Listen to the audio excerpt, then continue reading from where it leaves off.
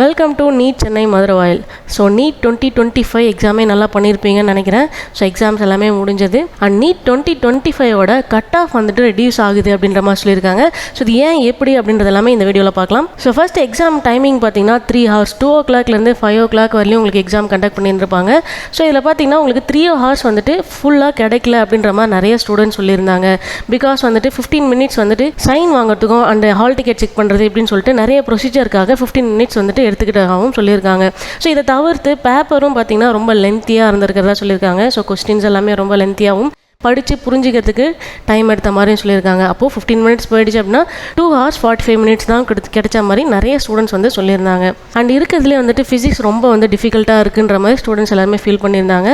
So எப்படி அப்படின்னா 40 questions வந்துட்டு டோட்டலாக ஃபிசிக்ஸில் 45 கொஷின். ஸோ இதில் 40 கொஷின்ஸ் வந்து பார்த்தீங்கன்னா கால்குலேஷனுக்காகவே யூஸ் பண்ணியிருக்கிறதா சொல்லியிருந்தாங்க. ஸோ இதுக்கு பார்த்தீங்கன்னா நிறையவே உங்களுக்கு டைம் எடுத்துருந்துருக்கும். அண்ட் இது இல்லாமல் பயாலஜிலையும் அன்எக்ஸ்பெக்டட் கொஷின்ஸ் எல்லாமே கேட்டிருந்தாங்க.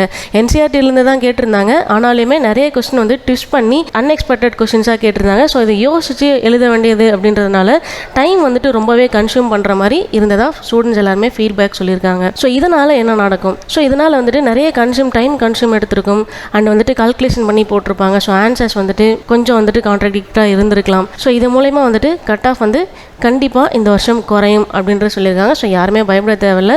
ஸோ உங்களுக்கு இருந்த மாதிரி தான் கொஸ்டின் பேப்பர்ஸ் எல்லாருக்குமே இருந்திருக்கும். ஸோ அதனால் கண்டிப்பாக வந்துட்டு கட் ஆஃப் குறையறதுக்கான வாய்ப்புகள் அதிகமாக இருக்குது. ஸோ இந்த மாதிரி நீட் அப்டேட்ஸ் உங்களுக்கு ரெகுலராக வேணும் அப்படின்னா இந்த சேனலை சப்ஸ்கிரைப் பண்ணி வச்சுக்கோங்க. கூடவே பெல் ஐக்கானையும் கிளிக் பண்ணி வச்சுக்கோங்க. நாங்கள் போடுற போஸ்ட் உங்களுக்கு ரெகுலராக வந்துகிட்டே இருக்கும். And crash course and repeater course எல்லாமே கண்டக்ட் பண்ணிகிட்டு இருக்கோம்.